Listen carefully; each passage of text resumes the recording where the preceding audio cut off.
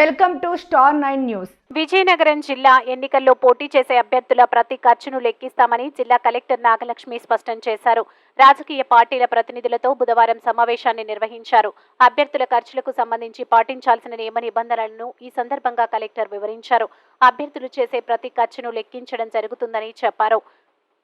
దీనికోసం ప్రత్యేక బృందాలను కూడా నియమించామని, వీడియో రికార్డింగ్ కూడా చేస్తామని తెలిపారు. సో అలా డిఫరెంట్ రేట్స్ అనేది వేరియస్ కేటగిరీస్ లో చేయడం జరిగింది. హోర్డింగ్స్ కి, కట్అవుట్స్ కి, తర్వాత మనకి ఆర్చ్ లాగా పెడితే, తర్వాత క్రాకర్స్ పెడితే, కార్పెట్స్,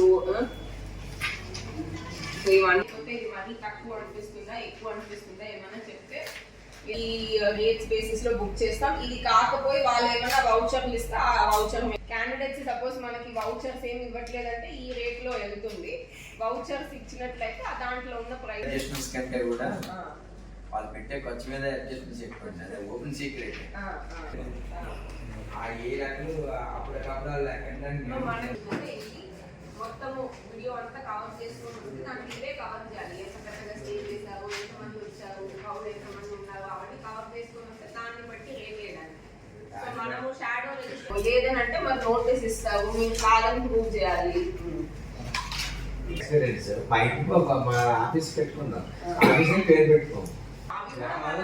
సపోజ్ కంప్లైంట్స్ టీమ్స్ వీళ్ళు ఫైండ్ అవుట్ చేసినా వేయచ్చు. పార్టీ అన్లిమిటెడ్ ఏమైనా ఖర్చు పెట్టుకోవచ్చు.